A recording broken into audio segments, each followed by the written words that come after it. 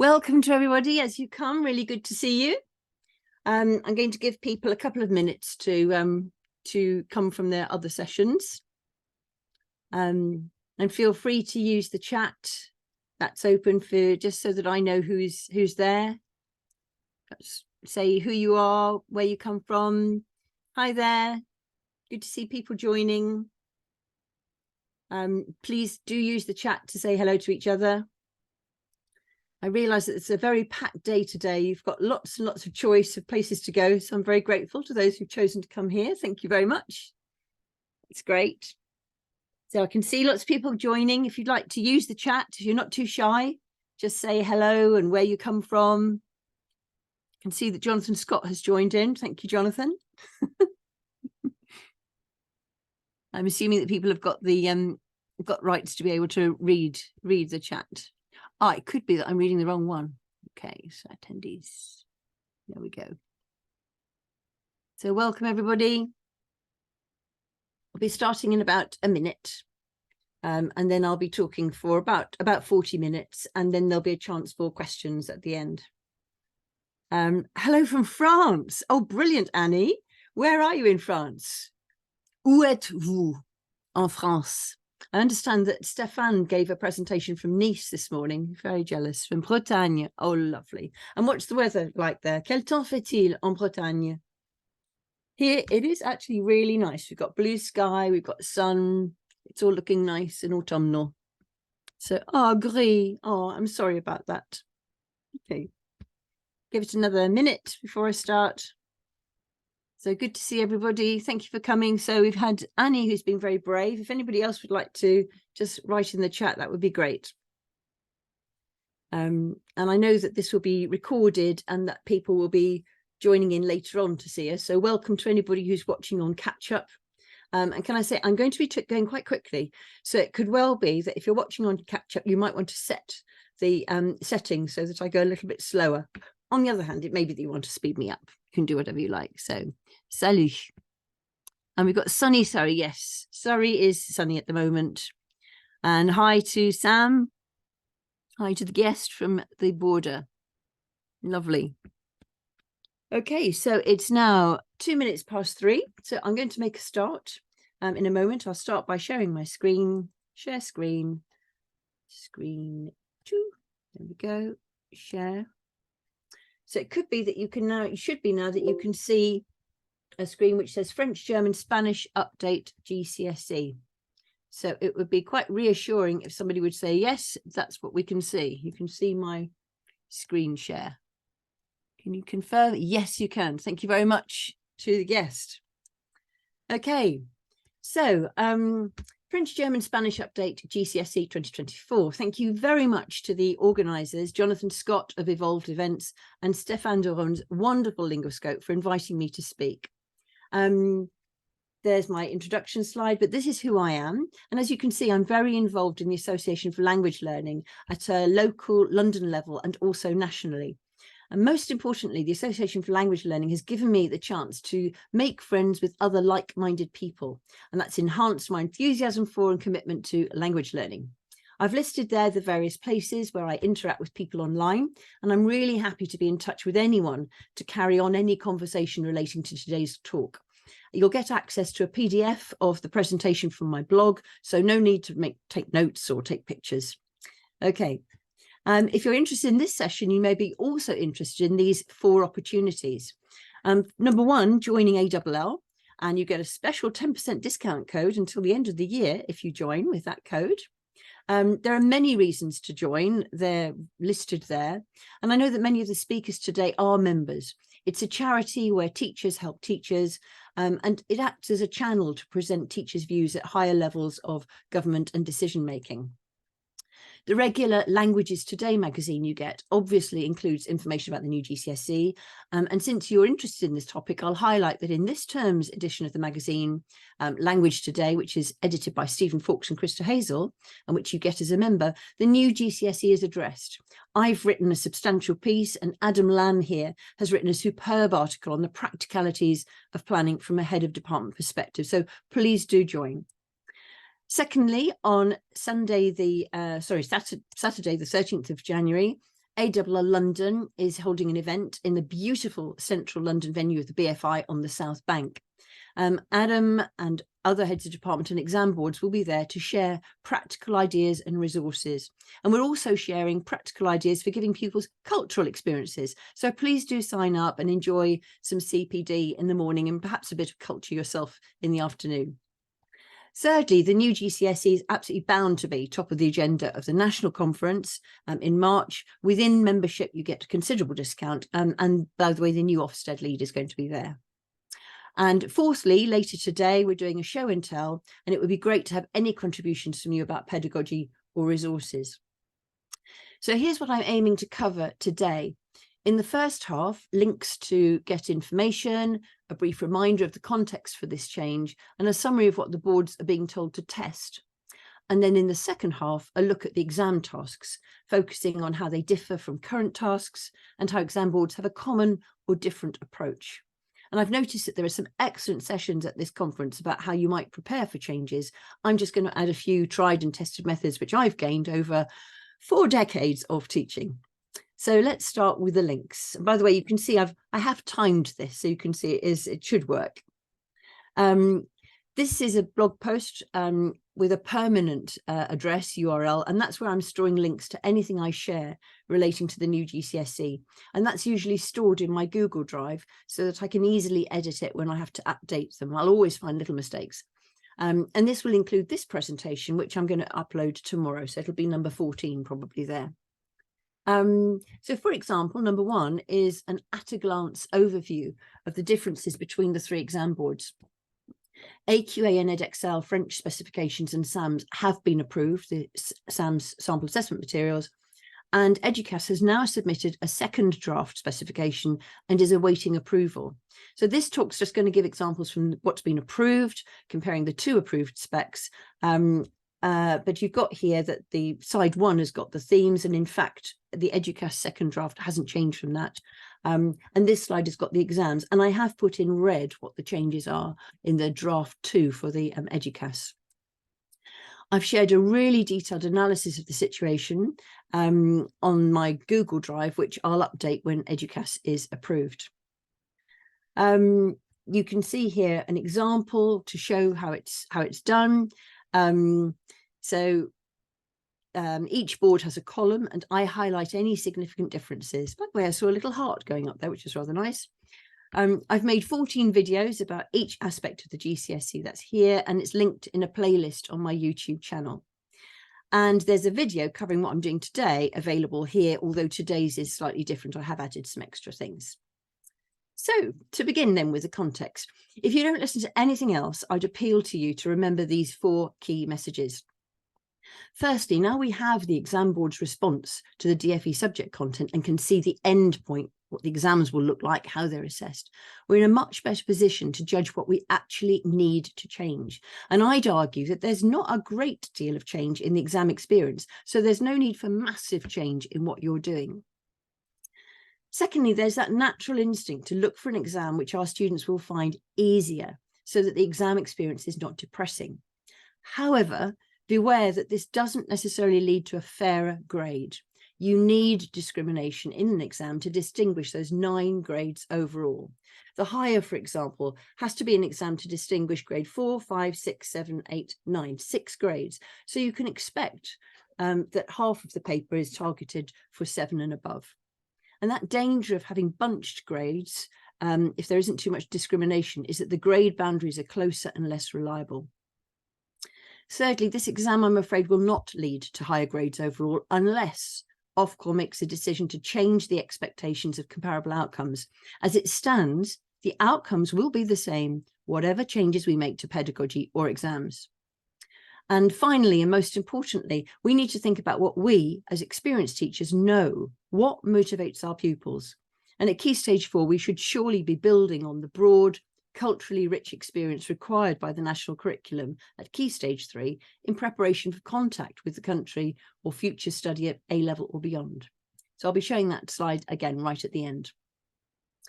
Essentially, good assessments need to be valid, reliable, and accessible in order to be fair.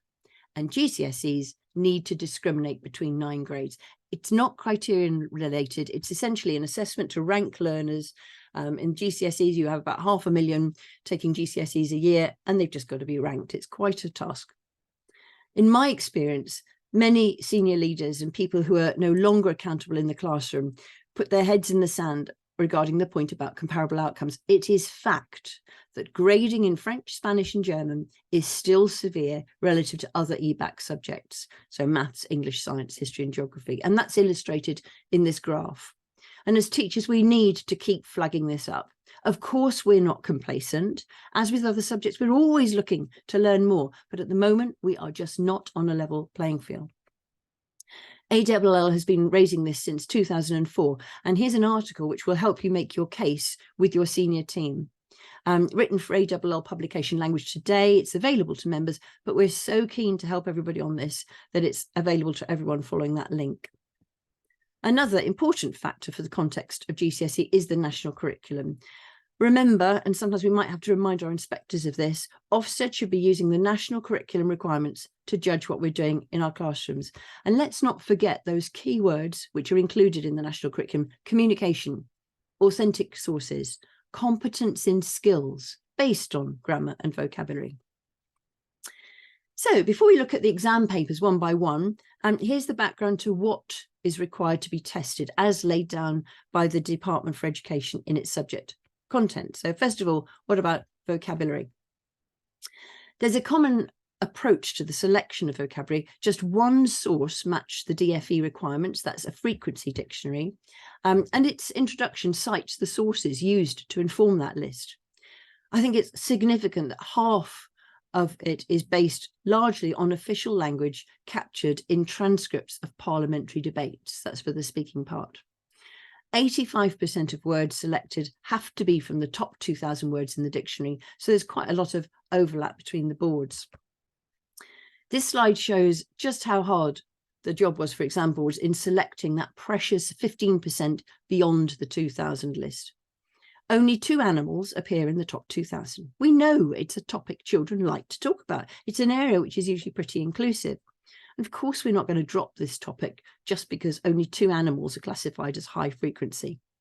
And of course, we'll ensure pupils have the language needed to tell their pen friend or exchange partner which pets they have. We're not just going to restrict it to a fish and a dog. It's an important element, actually, isn't it, of when you're matching people together for a French exchange or any exchange. Pets are quite significant. Some extras are allowed. They're quite limited, but do make sure you include those in your teaching. The culture words selected differ. The approach seems to be that AQA name specific countries, while Edexcel have gone for continents. And they've chosen different festivals. So you celebrate Noel, Christmas, with AQA. Apparently, Christmas was first celebrated by Emperor Constantine in the 4th century. And then with Edexcel, you celebrate Saint Sylvester, who apparently is the Pope, who, according to medieval legend, converted Constantine. But exam boards can gloss proper names on their defined, which aren't on their defined list. So I wouldn't make that a distinguishing factor. The DFE final version allowed themes. And although the titles differ, my observation is that the content is very similar and familiar. So talking about people, lifestyle, media, education, and throughout, both boards ensure inclusive language, inclusive images, and inclusive tasks. I've highlighted 2 key differences here, but in fact, when you look at the exam papers, in AQA shopping is referenced and Edexcel refers to famous people. Both exam boards offer a useful interactive vocabulary spreadsheet so that you can get an idea as to what texts and transcripts may combine. You've got AQA and Edexcel. And David Blow and I put together a spreadsheet bringing them together. It took hours to do this. I've added a key to the columns, and one of those columns is my own experience as to what category of word might each one be. After each section in this talk, I thought I'd consider what the implications are for our planning and practice, and include my own personal recommendations. So here for vocabulary, this is what I suggest. I'd suggest you retain vocabulary which pupils may need for speaking and writing about their own contexts, but signposters on a need-to-know basis. You can add vocabulary where and when needed, so words not commonly known, listed cultural words, and decide if they're appropriate for Key Stage 3 or can wait until Key Stage 4. Can I just pause and say, I can see that some people are writing comments, and that's great. At the end, I will look at it. I'm not looking at it as I go through. Well, need to keep to time. So how will you go about identifying the changes in the vocabulary needed? I really like Ollie Hopwood's idea of doing your own personal, he called it a sense check. And in the spreadsheet that I've shared, in one column, I've categorized words as to how familiar I think they are for understanding, so the receptive, the reading and listening. And in another column, I've categorized the words as to how likely I think they are to appear in a written translation task.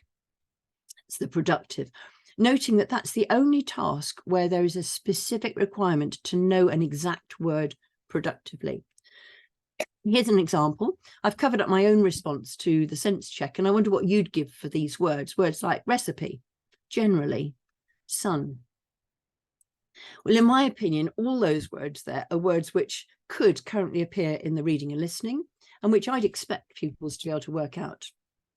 For the written translation, I think I'd need to reinforce 9 of them, and only one of them to be integrated is not familiar, I would say, and I'd have to add it.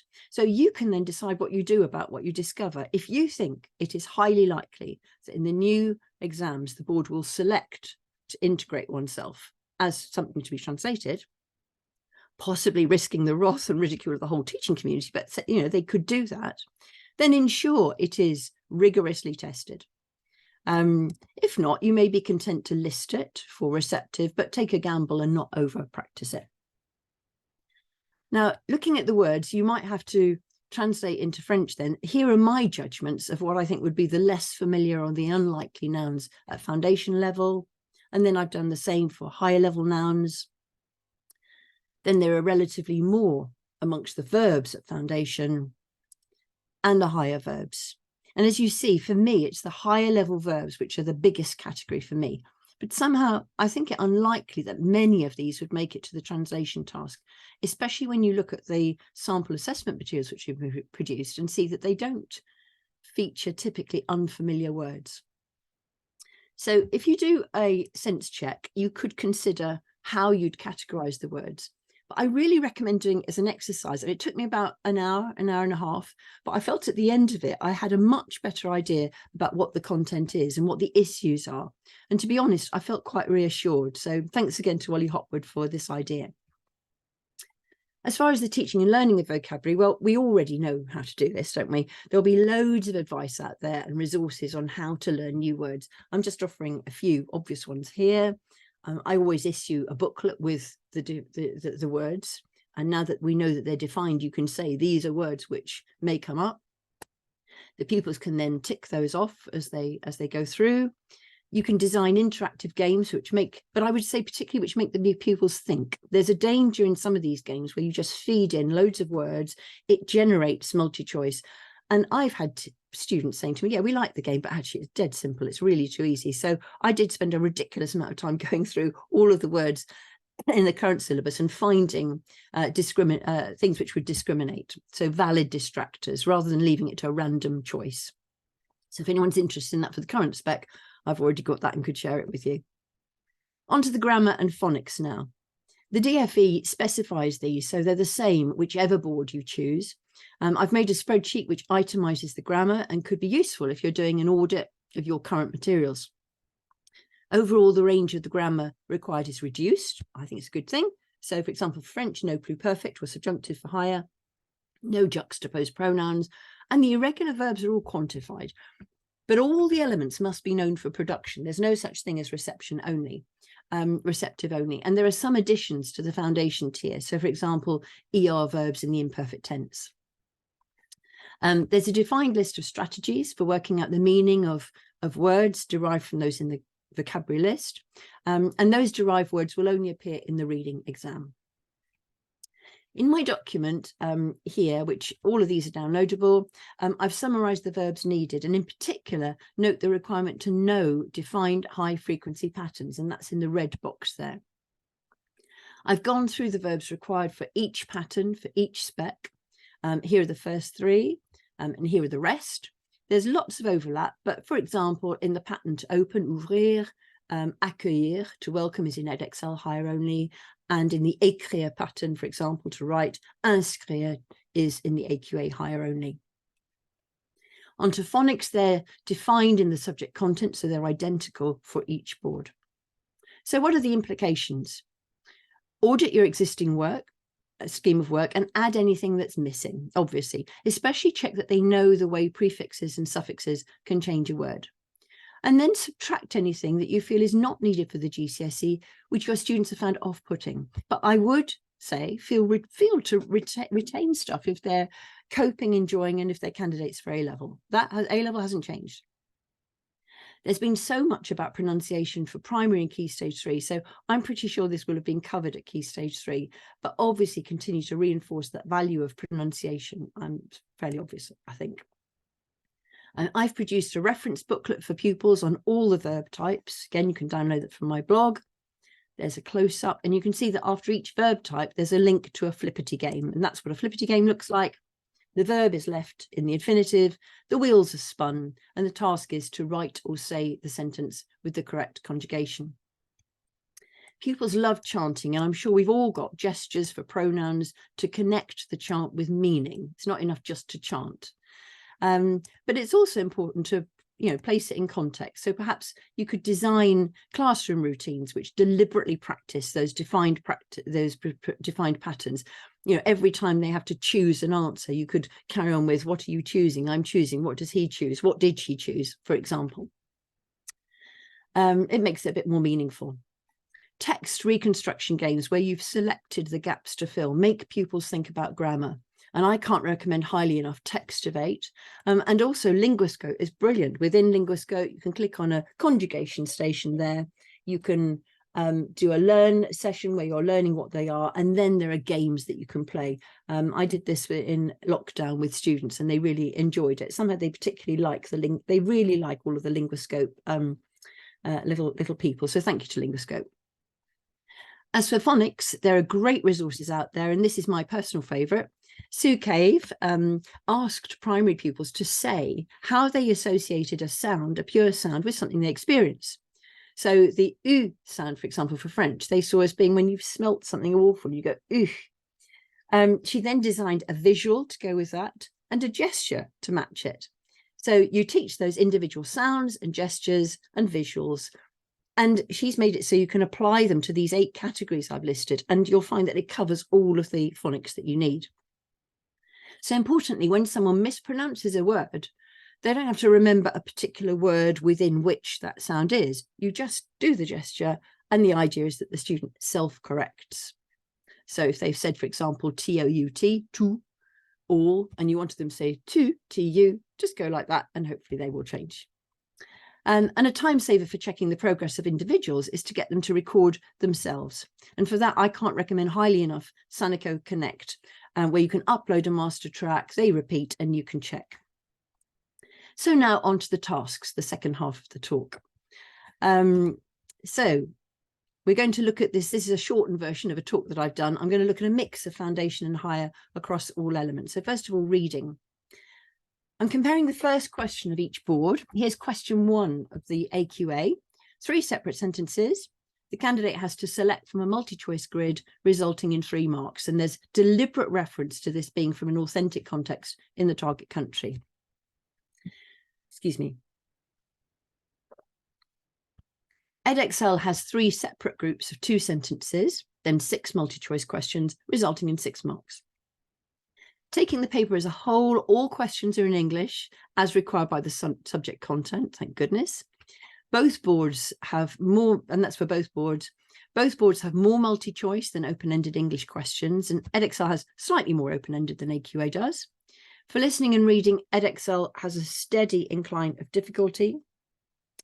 AQA has a steady incline of difficulty, but peaks and troughs within that incline. And AQA has a principle of making the context based in the target country. The requirement for inference is limited to working out the meaning of single words from context in reading only, And both boards test this through setting 2 multi-choice questions where candidates select the correct translation or the correct category of a word. Well, to be honest, the papers don't really look very different, do they? But especially as they near the exam, you'll want to give pupils experience of being tested in English on specific words in the specification, including those cultural words, and being familiar with the test types, which include the multi-choice inference for both of them. And you can deliberately include words with prefixes and suffixes. The translation into French task is within the reading, and you can see that the task is the same as the current specification, but as required by the subject content, the mark schemes are less stringent. They reward appropriate rendering of the meaning rather than totally accurate translation, and it's possible to get full marks even with errors. And you can see that with the AQA higher one. It's presented in a form of separate sentences with a chunked mark scheme. It's less stringent. So, for example, je vais étudier, I'm going to study. They allow I am studying. Edexcel also has separate sentences for foundation, but here in higher, it's presented as a paragraph. The mark scheme is holistic rather than chunked. And it's also, like AQA, less stringent. You can get full marks even if there are errors and even if they miss out the odd word like donc, meaning so. So implications, nice positive changes, I think, to be made there. Focus on appropriate rather than exact translations and only use the words from defined content. I'd note that the passages in the Psalms are pretty familiar vocabulary, and that's been approved by Ofqual. Now, this is something which is different from other talks I've done. I've added this now. For each task, which has a generic way of marking it, I've included what I call a mark scheme for formative purposes in a booklet which you can now download. There's a booklet for Edexcel and a booklet for AQA. Personally, I feel that the criteria for both are well written for these exams, and they could be used at Key Stage 4 and perhaps adapted for Key Stage 3. I haven't had to change the words at all, actually. What I have done is to convert each bullet point into a column. And this way you can easily highlight the appropriate criteria for each separate strand, and you don't have to write or say what the pupil has to do to improve. They just look at the next one up and it'll be obvious. So after each element in this presentation, I contrast the AQA and the Edexcel. You can't underestimate the importance of understanding criteria, whether it's for training the students to understand what they have to do to get the highest mark they can, or frankly, for being ready to challenge any result you think might be unfair when you get the results back. So the more precisely you can understand and apply criteria, the better for your students and you. So here's the higher example. Let's go on to the listening. As now, AQA allows 2 hearings for each question and has short chunks followed by 1 or 2 questions. At foundation, 12 recordings are followed by 1 question, 8 by 2 and 1 by 4. So here are questions 1 to 4 on the foundation listening. Candidates hear a short statement of about 10 or 11 words spoken by one person twice, and then they answer 1 question. And then it's the same for 3 more questions. The whole paper lasts 35 minutes, and that includes 5 minutes reading time and additionally now 2 minutes for checking. New for Edexcel is that the student can hear each passage 3 times. So here's the first questioning, questions 1 to 3 of Edexcel. Candidates hear 3 people, each introduced by their name, all in the same chunk, and they each say a short sentence 3 times, and then they answer 3 questions. So overall, the audio chunks tend to be longer than AQA, and there are more questions per chunk. So you have to remember those things before you answer the question, but they are heard 3 times. I think there's quite a balance there. So the whole paper lasts 45 minutes. It's longer, and that includes 5 minutes reading time, but no checking time. Implications are similar to the reading, but in particular, I'd recommend simplifying the demands of listening assessment wherever possible, including making it just a moderate pace. So it doesn't mean that you have to avoid exposing students to lovely, authentic listening for the purpose of teaching and learning. I've always got to get Stromae in. Please never stop playing music in your classes. On to dictation, and this is the one people have been concerned about, especially with its potential for penalising those with dyslexia. But when you look at how the exam boards have interpreted the requirements, I think it is reassuring. Here's the AQA foundation. The continuous sentences all had very familiar words, and the unknown words are not really unusual, are they?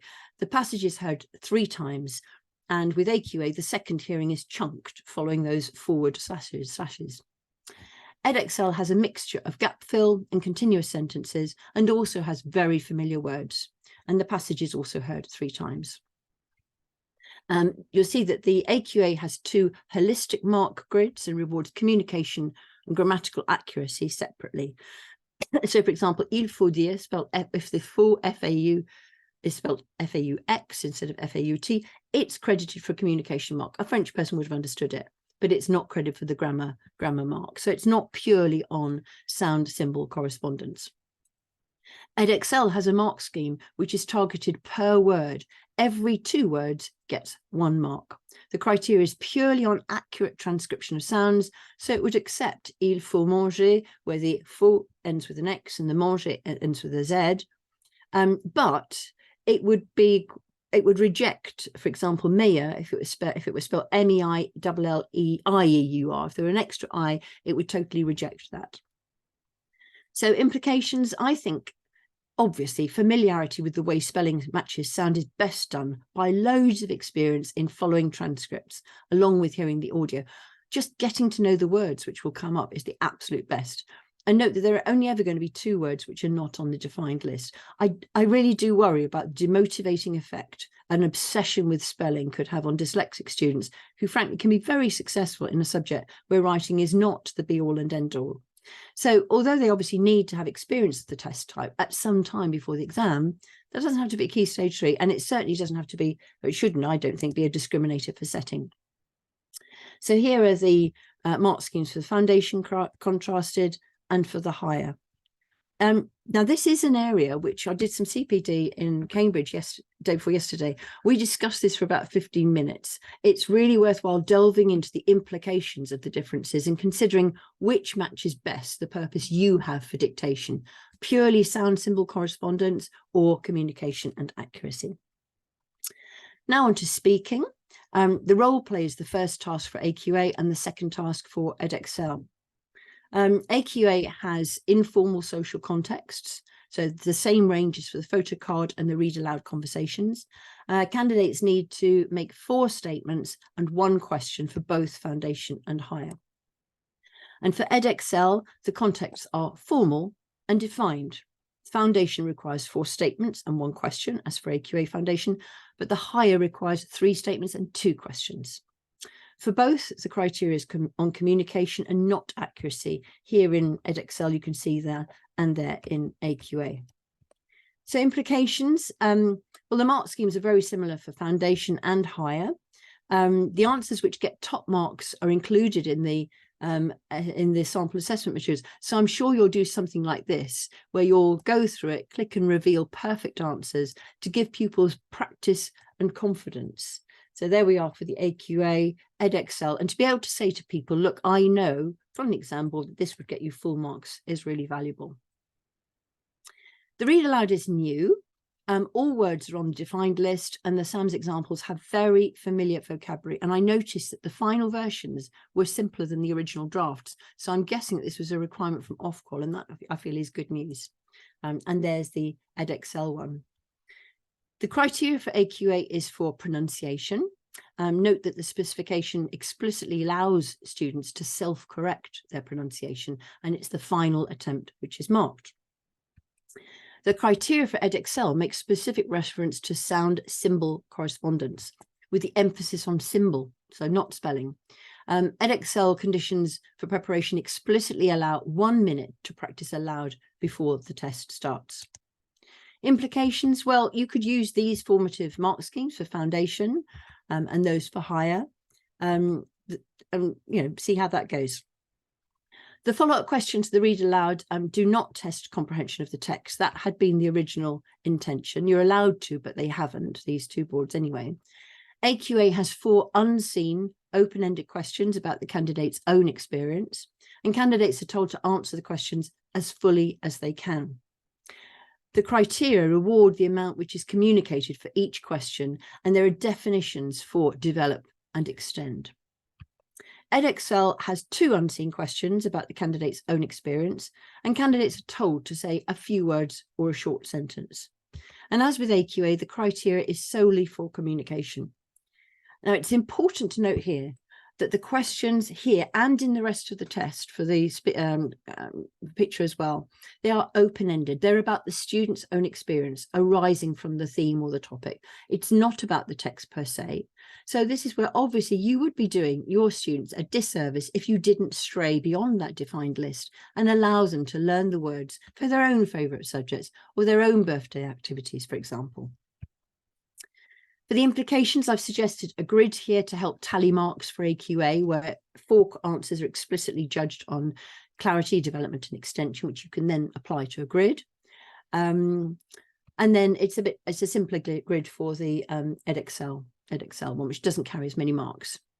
In the end, just to say though that there's an equal number of unseen scripted questions for both for the exam boards. So as now there's a photo description followed by questions relating to the photo. AQA has 2 photos. Candidates must refer to both, but it could just be a single sentence for one of them. And AQA doesn't define what needs to be included in the description of the photo. Edexcel gives a choice of 2 photos, but they do define exactly what you have to say about each one. You've got to say who the people are, or talk about the people, and the activity and where they are. With AQA, the teacher has absolute free choice of questions within the theme for the follow-up conversation, but students don't know which of the 3 themes will be covered beforehand. Edexcel has 2 compulsory unseen questions and 1 guided, and then the rest is free choice in the thematic context. And I presume that this is to check any temptation to rote learn all questions and answers, because Edexcel does allow students to choose 1 of 2 thematic contexts, which are generated for them 2 weeks in advance of the test. So there are 6 thematic contexts in all. As you see, the photos are in colour in Edexcel and black and white for AQA, but the AQA criteria don't penalise for imagining a colour. Here are the AQA criteria separated into 2 elements. The picture description has 1 grid for what is communicated, that's 5 marks, and the conversation has 2 grids. So 1 for interaction, that's 15, and 1 for accuracy, that's 5. Here are the Edexcel criteria, which is separated into 3 elements. The picture description has 2 grids, 1 for what is communicated, that's 4 marks, and 1 for accuracy. The unseen question has its own grid, interaction only, and the conversation has 2 grids, 1 for interaction, that's 12, and 1 for accuracy, 4 marks. So you could use these formative mark schemes. There's 1 for describing a photo where there's no interaction, that's for foundation, and that's for higher. And there's 1 for the Edexcel unseen questions. And then you've got the foundation conversation. There we are at foundation, and there at higher. And by the way, the heavy lines indicate the overlaps between foundation and higher. And at the moment, I am working on a combined version, which might be useful for people with mixed ability groups or Key Stage 3. And there's an example at the moment that I've done. I've got as far as doing 1 for AQA. I'm going to do it for Edexcel. I'm sure that for both exam boards, we'll carry on with training students to give a structure to their answer to that predictable question about describing a picture. And I predict that teachers will give students practice in answering high frequency questions to accompany the themes with the support of booklets, model answers, substitution tables, and then they can create their own answers. So here's my current model booklet, a version where they can write in their answers, and a helpful substitution table to adapt the models.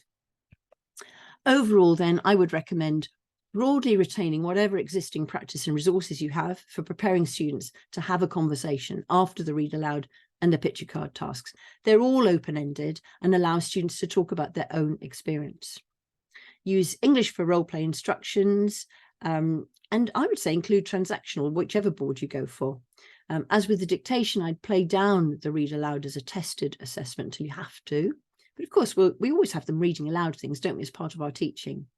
And since the criteria are so clear and well explained and exemplified, you can reflect that in your own internal criteria and really talk through that explicitly with the students. And finally, now we've got the writing for the last 6 minutes. This is where there are the fewest changes to all for the current requirements. The first task is to write single sentences, where AQA requires 5 and Edexcel requires 4, and both mark on communication. So yes, communication is still a thing, although the word is deliberately omitted in the subject content document, which is wedded to that primacy of knowledge. What about the implications? Well, the formative mark scheme is practically identical for both. You can use that. The second task for both is writing sentences in response to bullet points. AQA requires 5 sentences. They're all in the present tense. Edexcel gives a choice of 2 tasks. Each has 3 bullet points, where 2 are in the present and 1 is in the future. And both of them reward communication and accuracy separately. So here are the associated grids, which you might want to use. AQA has a multi-choice grammar question at foundation only. Here it is. And now the overlap question is very similar to what we've got at the moment. A choice of 2 at AQA with 3 bullet points and 3 time frames. There's no required opinion now. And then for Edexcel, you've still got the 4 bullet points, which also has 3 time frames, but also a required opinion. So here are the mark schemes. Note that AQA throughout all the grids follows this pattern of 1 or 2 marks regularly spaced for each band. Well, there's some variation for Edexcel. So here, for example, Edexcel has allocated 4 marks for the lowest, then 3 for the next 3 bands of response. And then for accuracy, Edexcel has gone for 1 in the highest, and then 2 marks for each of the lower 2. Both make specific references to tenses. The higher only writing text task is pretty much as for the current specification, though of course the instructions are English, which is great. AQA has 2 bullet points requiring 2 tenses, and Edexcel has 4 bullet points requiring 3 tenses. And the spec says it'll always be a formal context, but I do notice that the AQA one was formal too. AQA had 1 grid for communication, 15, and 2 for grammar and vocabulary for knowledge. And Edexcel has 1 grid for communication and 1 for grammar. Here are my formative grids. This contrasts the requirement for AO2 communication, again, where AQA regularly spaces things with 3 per band, whereas Edexcel has an irregular spacing. And then for the AO3, on the left, you've got AQA, which gives more weighting to AO3 than Edexcel. And overall, Edexcel relatively gives more weighting to the grammar and accuracy to speaking rather than writing, and the other way around for AQA. And you can see AQA separates variety and complexity from accuracy and tenses, while Edexcel brings it all together in 1 grid. So frankly, I'd say there doesn't have to be much change at all in how you prepare for them, students for this. Just make sure you're into the practice of giving students options, so they're used to doing that, and consciously bearing in mind inclusivity. And the last task to look at in the last 3 minutes I have is the translation. And AQA has 5 sentences to translate at foundation, and it's the same for Edexcel. As for the translation to English, AQA criteria rewards chunks for rendering the meaning, and you can get top marks even if there are some errors. And there's a separate grid out of 5 for accuracy, whereas Edexcel gives a holistic mark for transferring the meaning. But again, perfection's not required for the top mark, and there's a separate grid for accuracy. The obvious implication is to devise assessments which test the defined vocabulary and grammar, and to create mark schemes which are less stringent. So here's the formative mark scheme you could use for foundation. And whether you use the chunked approach of AQA or the holistic of Edexcel, the response is always to do with messages being communicated rather than individual words. So you may prefer to define the number of messages as in AQA, or use the general frequency used in the Edexcel criteria. And it's the same for the higher. So in my last minute, as promised at the start, or last 2 minutes, here are my main messages, and I'm hoping that this speedy run through has reassured people who might have been concerned that the exams were going to be massively different, and they're going to have to throw out all that fantastic work they've done. No, actually, exam boards have been very complimentary about what we've been doing for the current one, so it's good to know we can still carry on using those successful strategies. I think there are features which will make the exam less daunting and seem easier. Those questions in English, the defined vocabulary, the reduced grammatical content, but still look for an exam where you feel your students will be appropriately ranked, because that's what this exam is about, whether we like it or not. Sorry to bring a dampener to anyone excited about the prospect of high grades. Pedagogy may change. Even if we got an upsurge in attainment, it's not going to change those outcomes unless Ofqual decides to change them. So this presentation has focused purely on exams, but I hope I've convinced you that you will not be wasting your time or your students' time if you include a rich, cultural experience in your teaching, allowing pupils to have that satisfaction of recognizing words in authentic contexts, whether encountered in the classroom or in contact with native speakers. We owe it to our students to prepare them as best as we can for exams, of course, but we also owe it to them to prepare them for real life experiences using the language. And I'm sure that you enthusiasts, I say this to anyone who turns out on a Saturday, I'm preaching to the converted. So I'd like to end by just saying thank you to the exam boards for doing such a great job in producing these specifications and providing support at this time of change. I asked them to produce a slide summarising their support offer. So here it is for AQA, here it is for Edexcel, and I'm sure that Educast will do the same, building on the work that NSELP has been doing and freely giving. So thanks so much for listening. Do keep in touch, keep sharing, and support those publishers and sponsors who can make our lives easier. And that's exactly my time. So thank you ever so much. I saw a little heart going up. That's nice. Jonathan did say that I'm allowed to stay here. If anybody does want to stay for questions or anything, that's fine. But otherwise, I totally understand it if you have to go, I've got other things as well, hearts and applause. And thank you so much, everybody. That's really, really kind of you. Gosh, that was a bit fast, wasn't it? But I was determined to get through everything that I prepared. So it was lovely to see the number of you here. Thank you ever so much. I will stay here looking and see if there are any comments that anybody's made. So we've got here. So do add anything if you want to.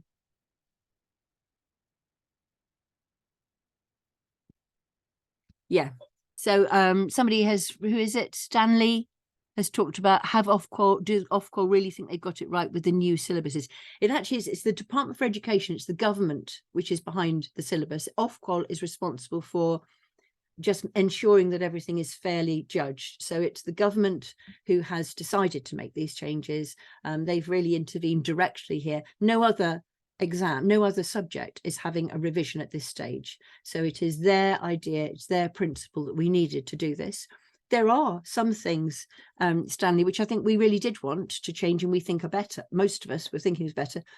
Asking questions in English makes it much less daunting. And actually having a defined list of words makes it less daunting. The beef that most people had was, first of all, the process, that we were not consulted, the exam boards were not consulted. And the other thing is this constraint, very artificial constraint on vocabulary, where that is not something where we're going to be necessarily providing words which teenagers would typically want to use if we stuck with this idea of only using those words. So, but really in the end, to be honest, the main thing the problem we've got in the UK is, I went on about it, severe grading. Whatever we do, however we teach, however we test it, inherently in the system, we've got a system which would say with students of a certain prior ability, this is the range of results that we would expect. And we are always at least half a grade down on average. So Charlie, thank you. Lovely to see that you are here, Charlie. Thank you. Yeah, it was pretty in-depth. And just to say, that was the short version. Up in Bolton and then in Cambridge the other day, they had to put up with me talking for about 4 hours. I did every now and then say to them, do you want to stop? Are you okay? And we did stop to discuss, obviously, but the PowerPoint. Yes. So right at the beginning, I was saying what I'm going to do now, in fact, is, well, maybe after the show and tell, we've got a show and tell at 5 o'clock. I'm going to go to my blog and I will make a PDF of this. So there you'll have all of the links. But in particular, it's the blog that I've done where you've got all the downloads of anything that I've shared is on the blog. Oh, which was put down. So thank you very much to Language Services for doing that. So anything to suggest about severe grading? Yes, there is. I would say any occasion that you have to bring it up, do. I'll be honest, I get a bit depressed when I know that there are people who know about the problem, but who will get so sucked up into discussions about what's the best pedagogy, what's the best way of assessment, that they don't bring up this basic thing, which unless we get that right, we can never be on a level playing field with other people. I know I keep on repeating myself. Of course, all subject areas, we're looking for improving on our pedagogy. We're looking at the assessment experience. What's it like? But we know this is a problem. So ALL, is not the only organisation raising this. We've got the Independent Schools Model Language Association as well, the Head Teachers Union, ASCL, the British Academy.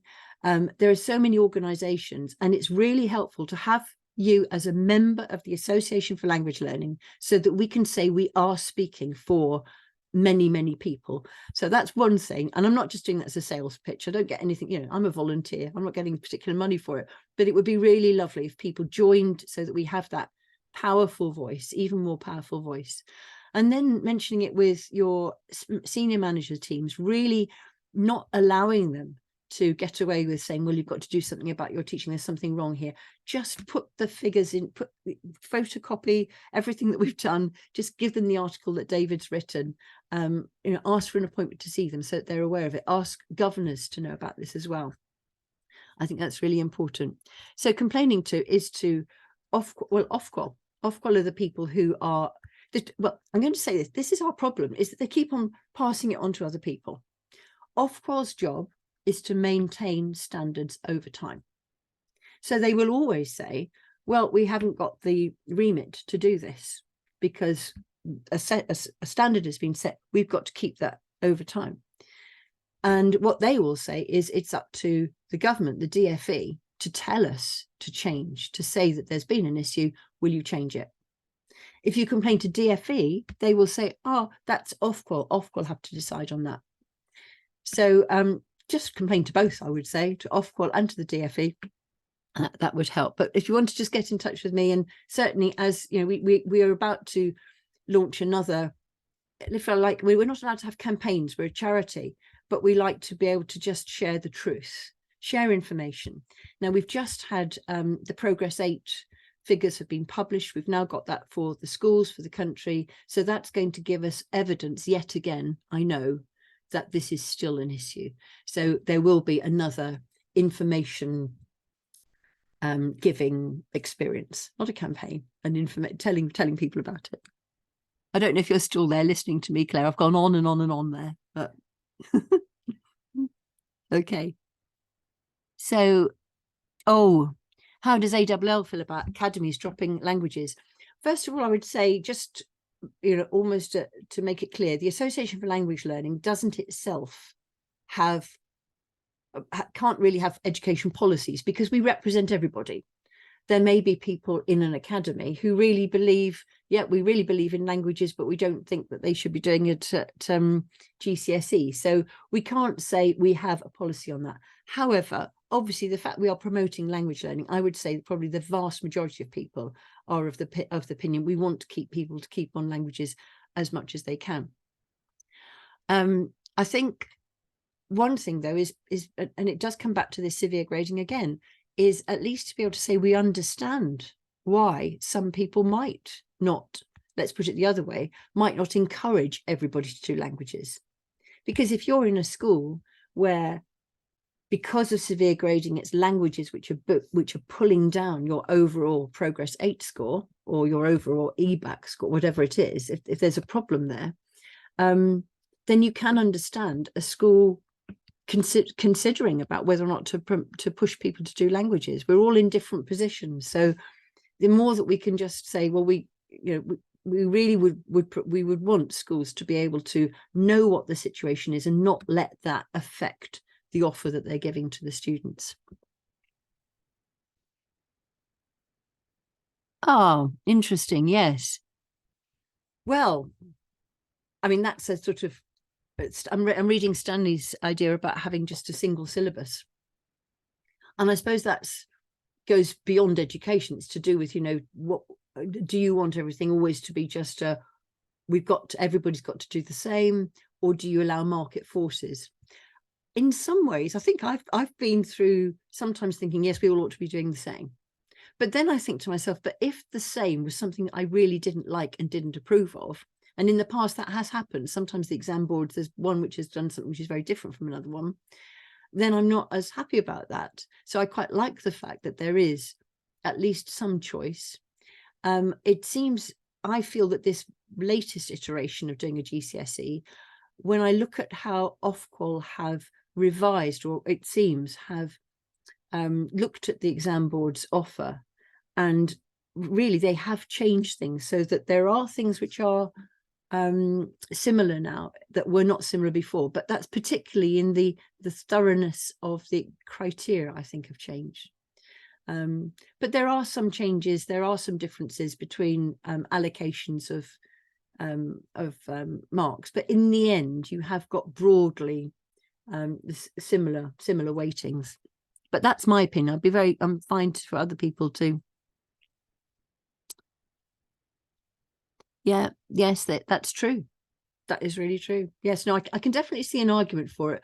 But for that, you'd have to have a really enlightened dictator, I think, saying this is how it has to be. And everybody has to has to be happy with that. It's almost just thinking, what process would you have to make sure that you didn't have one person taking over and just forcing something? I actually, dare I say, despite whatever my political beliefs might be, here, having a market force does force everybody to be thinking very carefully about what is best, what people want and what teachers want.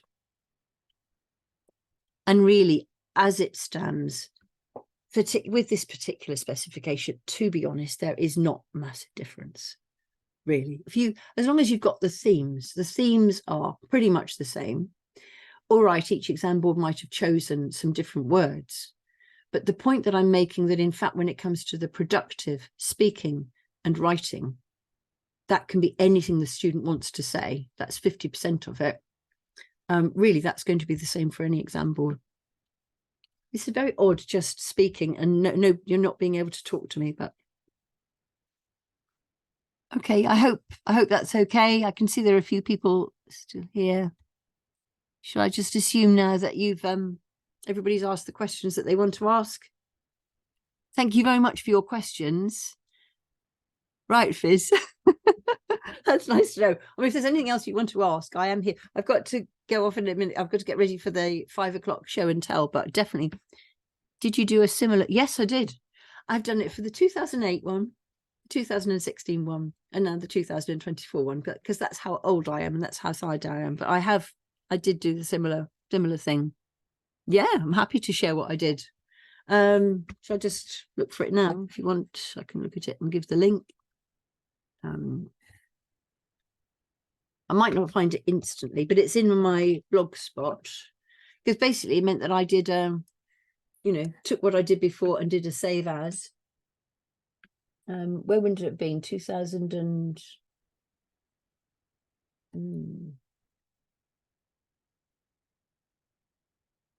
I've got so many, I don't think I'm necessarily going to find it instantly. 2016. Oh, here we are.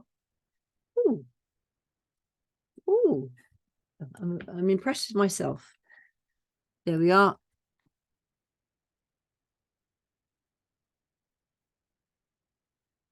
So there we are. And what I'll do, actually, if I just share my screen so that you can...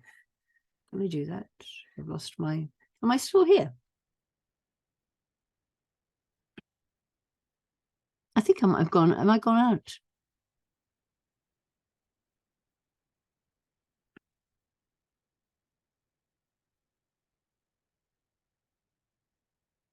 I think I'm not in the room now anymore. I've got a feeling.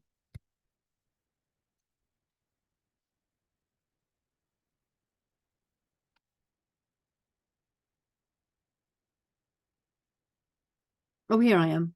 I don't know, is this still here? Oh, I am. You can see and hear me. Okay, so if I just share my screen, if you're interested in what I did before. But is this an academic interest as to what what I said last time? There we are.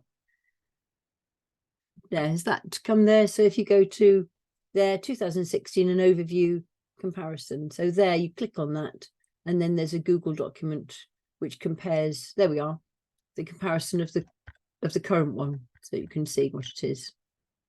But what I'll do, I will include that in the follow-up to this session, so that if anybody's interested, you can put that. Oh, I'm amazing. Oh, thank you. That's very nice to know. I'm amazing. Amazing, sad. In a way, though, I think it's something where I am genuinely interested in this. This is almost like a little hobby. I think exam boards are doing a very, very good job. It's a skill which I don't think a teacher training college I was necessarily taught in how to do anything at this scale. I was taught how to assess things within your class, but not on something where you've got 500,000 students taking it. So I am always intrigued as to how they put things together to make it fair. So I'm interested in the skill of doing it. And I'm also very interested in fairness. So being a member of the Association for Language Learning as well, I feel if something is not helping our situation or the situation for the exam boards, we have to know our stuff and be able to argue about it. So, and then through doing this, I know that everybody will be wanting to do it in a way, just putting it out there. So I know that people then can perhaps use that as a starting point for their own work. Oh, thank you very much. Merci infiniment. Okay. So I think probably if everybody else wants me to say anything, otherwise I shall go and have a cup of tea, I think. Oh, I'm beautiful. Oh, thank you very much. Okay. So if nobody else adds anything now, I think I shall end this and look forward to seeing people at the show and tell at 5 o'clock. Thank you very much.